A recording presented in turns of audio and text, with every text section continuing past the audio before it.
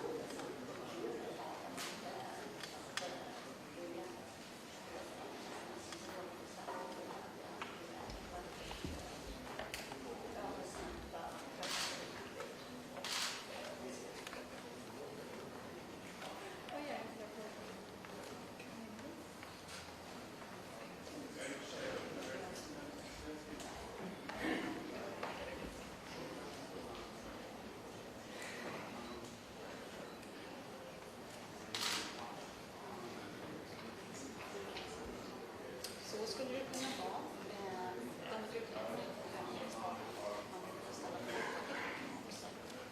Det är väldigt tryggt, så det vill man ju gärna missa. Men jag kan babbla på ett tag här till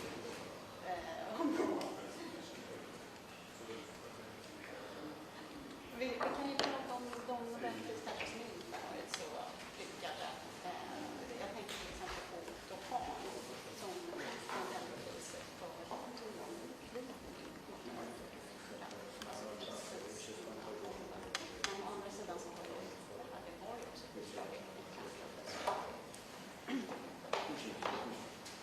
Det är så att de börjar komma här. Nu kommer de in här bakom mig.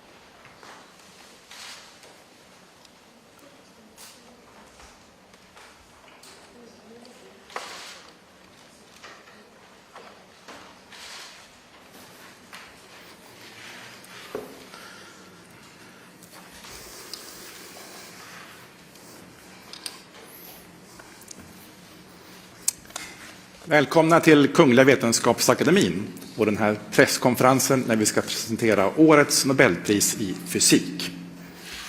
Welcome to the Royal Swedish Academy of Sciences and this press conference where we will present this year's Nobel Prize in Physics. We will keep to our tradition and begin in Swedish and then continue in English.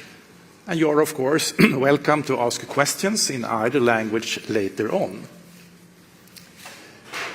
Jag heter Hans Ellegren och är ständig sekreterare här på Kungliga Vetenskapsakademin. Till höger om mig sitter professor Eva Olsson, ordförande för Nobelkommittén i fysik. Och till vänster professor Mats Larsson, ledamot av Nobelkommittén för fysik och expert inom ämnesområdet. My name is Hans Ellegren. I am the Secretary General of the Royal Swedish Academy of Sciences. To my right is Professor Eva Olsson, Chair of the Nobel Committee for Physics. And to my left, Professor Mats Larsson, member of the Nobel Committee for Physics and one of the experts in this field. Årets pris handlar om elektroner i blixtbelysning. This year's prize is about electrons in flashes of light. Kungliga Vetenskapsakademin har beslutat att utdela 2023 års Nobelpris i fysik i lika delar till Pierre Agostini, The Ohio State University, USA, Ferenc Krauss, Max Planck Institute for Quantum Optics, Garching, och Ludwig Maximilians universitet München, Tyskland, och Anne Luyer, Lunds universitet, Sverige, för experimentella metoder som genererar attosekunder av ljus för studier av elektrondynamik i materia.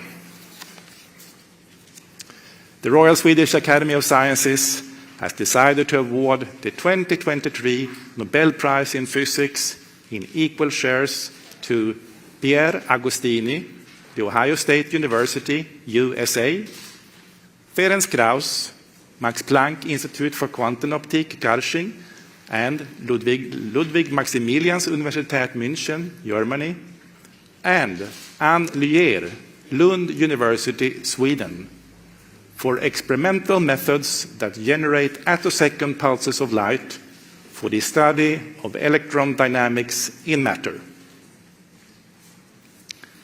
Professor Olsson will now give us a short summary. Please. Thank you.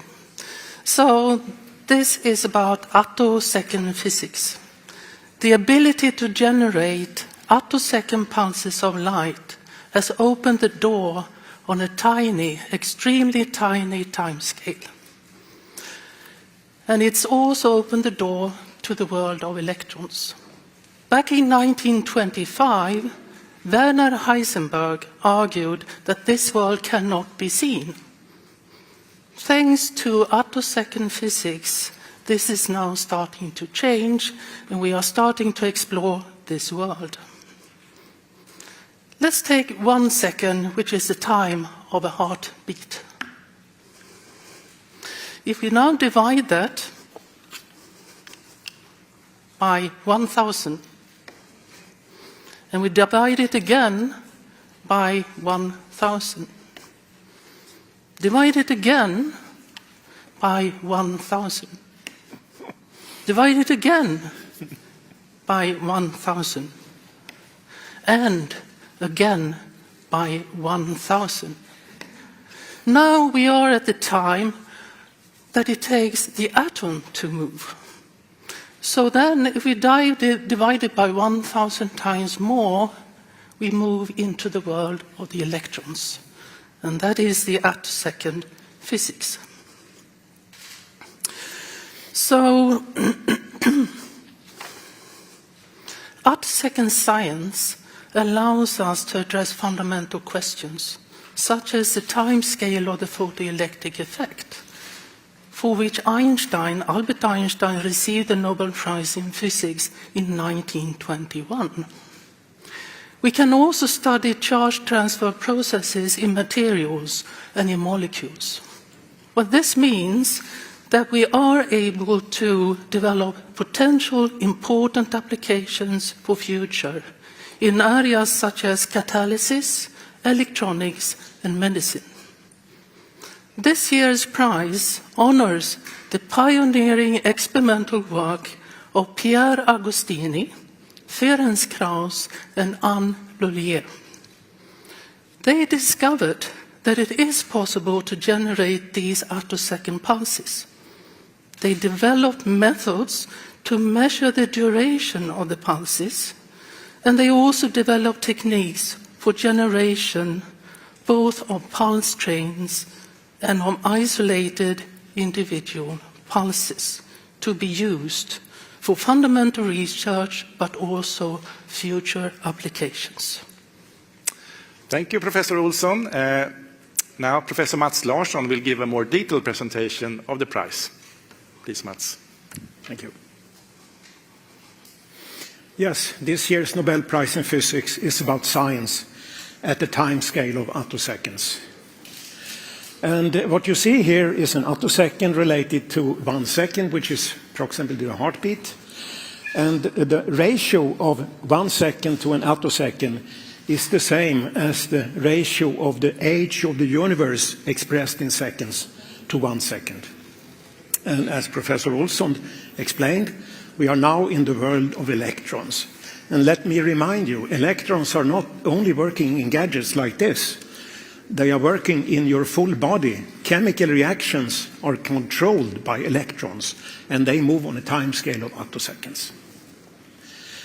This is the beginning.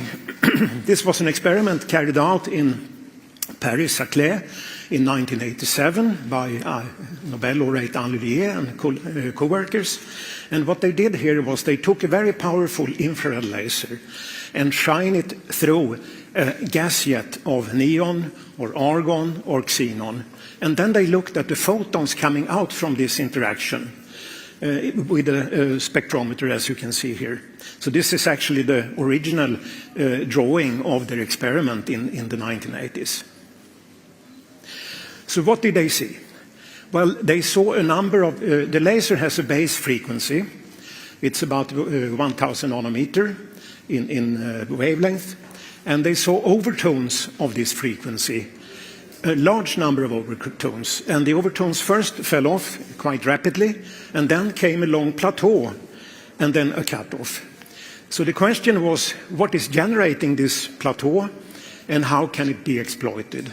And Henri Lier in particular worked for a decade with different theoretical and experimental methods to understand what this plateau can be used for and how to explain it. So in order to generate very short pulses, you need all these different overtones. And I will illustrate this now by assuming that we have a number of light. We have light with different frequencies, as you can see here, light with different frequencies. And if we now let these different frequencies interact and interfere, what can happen is that they interfere in such a way that at certain points we create an amplification, whereas at many other points there is destructive interference, nothing happens. And what you get is a pulse train of attosecond pulses. So the trick is really to sum up many different overtones. That gives you the bandwidth. But that's for one atom. Now we are talking about several atoms, and several atoms must work together in phase, otherwise it won't work. And it's the same with the symphony orchestra. If each member of the orchestra would be playing whatever they want, the audience would just experience noise. But if they play in sync, and of course you have the conductor making them play in sync, then we get music. And it's the same with the atoms. They have to work in sync. And this was figured out by Henri Lier and others, how to do this. Here is an example of an experiment, attosecond experiment. And this gives you a little bit of a feeling for the length scale of such an experiment. It's not an enormous big experiment. And what you see down here in the corner is laser light, let's say infrared laser light coming in. The laser beam is divided in two parts. One part goes to the left and then into the gas jet where you produce attosecond pulses. The other part goes into a delay line so that you can shift the time difference between the attosecond pulses and the infrared pulses. And then you combine them on a mirror and send them into your experiment. And out comes electrons that you can observe. And this was the technique, or a similar technique, that was developed by Nobel laureate Pierre Agostini. He developed something called the rabbit technique. He could show that he could not only produce attosecond pulses, but he could also measure the width. And they turn out to be 250 attoseconds. And this experiment was done in Paris, Saclay, in 2001. Almost at the same time, the other laureate, Ferenc Krauss, developed a streaking technique, which is a little bit different, but similar principle. And he produced so-called isolated attosecond pulses, 650 in pulse width. And this was done in Vienna in 2001. And these two platforms are the existing platforms in attosecond physics up to this day. Of course, the experiments have been improved much, but it's basically these two different techniques that are in use. And the choice, RABBIT, which stands for reconstruction of attosecond beating by interference of two-photon transitions. But so depending on the application, you decide, do you want to use a pulse train with the rabbit technique, or do you want to use isolated pulses with the streaking technique? And what you can see here is that you have the attosecond pulses overlap with infrared probe pulses, atom ionization, the electron coming out, and you get a signal which is a replica of an attosecond pulse. So by measuring this electronic signal, you can get an understanding of what is the pulse width. What can you do? Well, here is an example of how one can study photo emission delay. The question here arises. Let's take a neon atom. Let's expose it to an attosecond pulse. And the question is, if the electron is in the 2s, more tightly bound in the atom, or if it's more loosely bound, like a 2p electron, do they come out with at the same time? No, they don't. It was actually possible to figure out, by doing these experiments, that one electron goes faster out by 20 attoseconds. An incredibly short time that was actually possible to measure. And this was an experiment done in Lund. So let's go to applications, because I know that you will ask about that. With the attosecond physics and science, we have come to the point where we can have localization control of electrons in a molecule. This is a new field that can be called attochemistry, where you can locate electrons in a molecule and you can figure out what they are doing, jumping around. Ultrafast switching from insulator to conductor. This is a dielectric material, for example, silicon dioxide. You can switch with an attosecond pulse between a situation where this dielectric is not conducting, it's an insulator, but in 1 femtosecond, you increase the conductivity by 18 orders of magnitude. And of course, this is an important field because it gives you possibilities to develop very fast electronics based on these short pulses. And the final example, which is now being pursued by Ferenc Krauss now in Garching, is molecular fingerprinting applied to biological samples. So what is this? Well, you have a blood sample.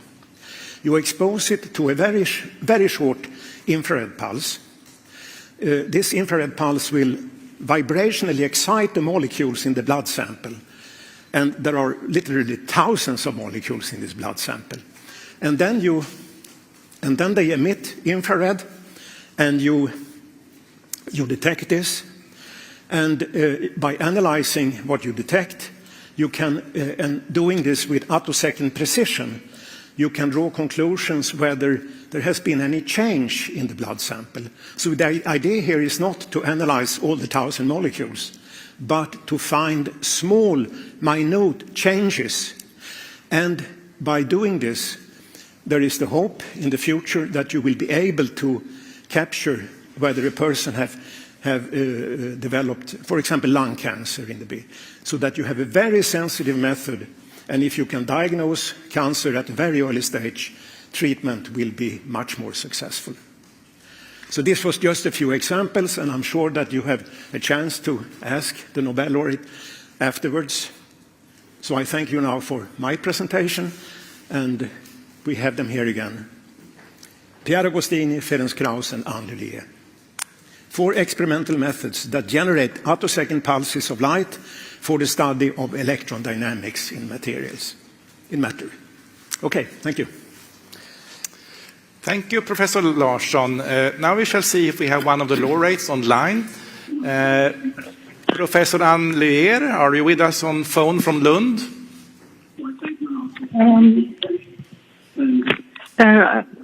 Hello, yes. Can you hear me? I can hear you. Good day, Professor Lullier. Hello. Can you hear us? Yes. Yeah. Please accept our warmest congratulations for receiving the Nobel Prize in Physics 2023. Thank you very much. It's just fantastic. Yeah. Thank you a lot. You were in the middle of something when we reached you on phone an hour ago. Can you explain? I was teaching. So, yes. So I picked the phone when I guess you ring the 3rd time or 4th time during the pause. And then the last half hour of my lecture was a bit difficult to do, but yes. Yeah, it was fascinating. We had a lot of information to provide you with, Professor, but you were so keen to go back to your students, so we had to make a short call. I think it's fantastic to see how you combine world-leading research with being a very active and important teacher. But, teaching is very, very important. So for me, it's very important, and it's, it's a nice compliment, and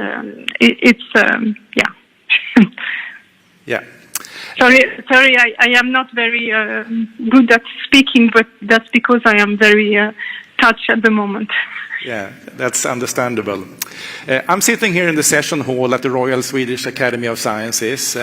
Here we are casting live from the press conference. There are many journalists here, both from Sweden and from the international press. Are you ready to take some questions from them? Yes, of course. Okay, who would like to start? Thomas von Heine. Thomas von Heine, SVT. Grattis, Ann. Tack så mycket. Congratulations.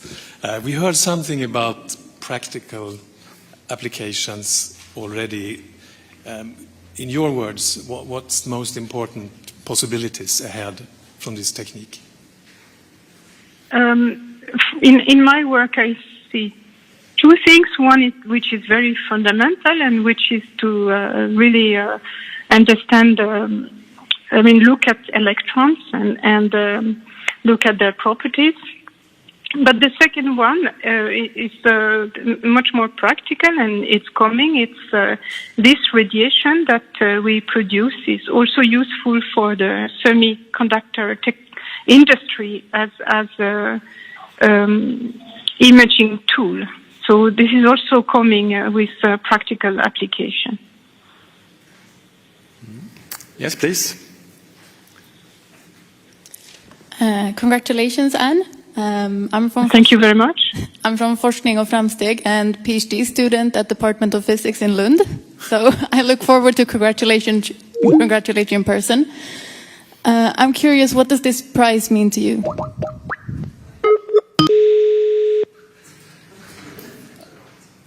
Hello, sorry, it was stopped. Sorry. Yes, please repeat the question. Yes, of course I can hear you're very touched. And what does this prize mean to you? It means a lot. It means really a lot. This is the most prestigious prize, and I am so happy to get this prize. It's incredible. And as you know, there are not so many women that get this prize, so it's very, very special. Yes, of course. Thank you. TV4. Hi, I'm Anna Hey. on TV4. Yeah, I think you're the fifth woman, if I'm correct. Closer. I think you're the fifth woman, if I have calculated all right here. Congratulations. My question is that you could use this technique to locate electrons, but according to Heisenberg's uncertainty principle, you can't really say where an electron is. Of course, it can be somewhere in a cloud, but you can't really tell where it is in this cloud around the atom. Or can you?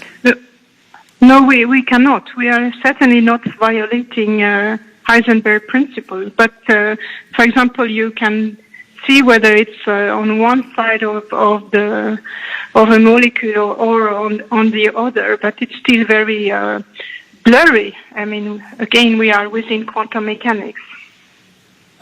So we are not.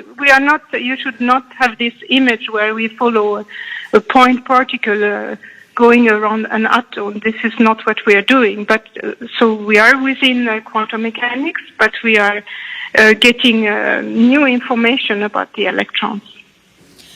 Okay, so what you can actually see is how a molecule, where the charge is, if the electron is in like. This is the goal. Yes. This is the goal. I can tell you another, I think, image is in this type of process that we are looking at, the electrons are much more like waves, like water waves, than particles. And what we try to measure with our technique is the position of the crest of the waves. So this is another maybe image you can have. And what we try to get information on is the dynamics of the electron. What is the time it takes for electron to move and, for example, to go away. That's our goal. Thank you. It was a very good question. Please. Associated Press here. Now, obviously, this is a prize that rewards fundamental research. People are interested in theoretical applications, of course. But could you maybe address the importance of this fundamental research and how important it is to see potentially public institutions being investing funds into this fundamental research when there is indeed lots of interest, maybe potentially too much interest in practical research? If you could maybe address that point. Well, I think this is a typical example of research which is very fundamental. We have been working in this field during 30 years. Only now you begin to have application in sight. So basic research is really important and has to be funded by different institutions or agencies because it takes time. It takes time to arrive at a point where we start to see application for medicine, for semiconductor industry, for chemistry. So, but all the drive in this research has been extremely fundamental. Can we create short pulses? Are these pulses short? And then what can we do with it? Yes, please. Yeah, I mean, this I mentioned already. There are applications coming up in the industry, in chemistry, in medicine. But yeah. We have one more question here. From Nordic Chinese Times. And I wonder the potential of this attosecond technology in studying photosynthesis or how photopigments working. The dream is to be. I mean, we are. This radiation is talking to the electrons, and when you have a chemical reaction, which is induced by absorption of light, like in photosynthesis.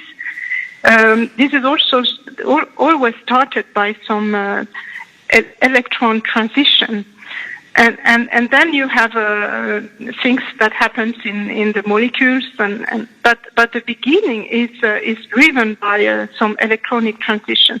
So the dream, if you want, the holy grail of this part of our research is to be able to control this initial time for a molecular reaction. And if you can do that, maybe you can control some reaction, and why not have some more insight into the process of photosynthesis. But this is in the future. Okay, is there someone more who would like a final question from here? Hej, Simon Campanello på Dagens Nyheter. So you have been studying this field since the 1980s. At what point did you realize what a breakthrough it was? Did you that land already from the experiments in the 80s, or when did you come to that conclusion? I would say I was personally fascinated by this field from the start. And this is why I continued with it during many, many years. But I think there has been several steps, and one important step was by my two colleagues, Pierre Agostini and Ferran Cross, in 2001, where they really showed that we had very, very short light pulses experimentally. So this was an important step that really showed to the whole community that yes, we could. This could have fundamental applications. Very interesting. But personally, have been completely passionate by this field from the end of the 80s. And what is very interesting, it's a relatively slow field. It's difficult experiments. There is progress all the time, and we need lasers to produce this radiation. Lasers are progressing, so it's really a field that has been progress and is still progressing today, which makes it very interesting. Thank you very much, Professor Hyllier. Once again, our warmest congratulations. Thank you very much. We look forward to meet you in Stockholm here in December for the Nobel Prize ceremony. Yes. So bye now, for now. Bye. Time is almost running out, but we may have time for one or two questions to the committee, if you would like to ask the members something. Yes, please. I'm Shifichen Aksasong from Green Post. As a very non-scientific person, I feel lost, actually. So I ask you to use simple words to explain a little more why they won this prize. Please, Thank you. Mats? Yes, it's a good question, of course. You will have access to the popular science reports about this prize, but I think that in general you can say that in physics, when you manage to break through new frontiers, you will learn a lot of new things. And of course, it's always the first important step is to try to understand the processes, and can we then master them? And once you are in the situation where you both understand and you have the technology to master these techniques, then you can start thinking about the applications. And we are right now in that situation, right now. So, for example, 10 years ago, I think it was just too early to think about advanced applications.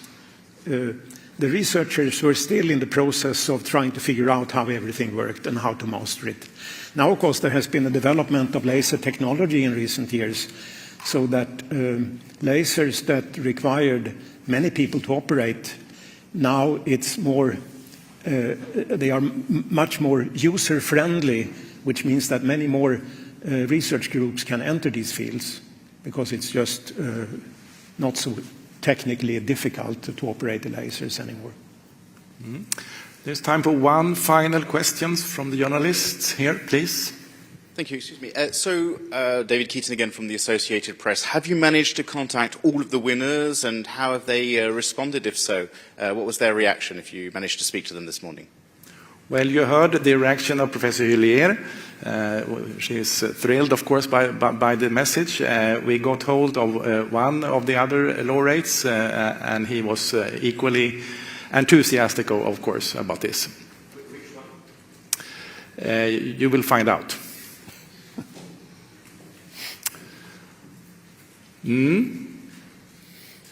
I think time has run out. Thank you for your interest. We hope to see you again tomorrow when we will announce the Nobel Prize in Chemistry.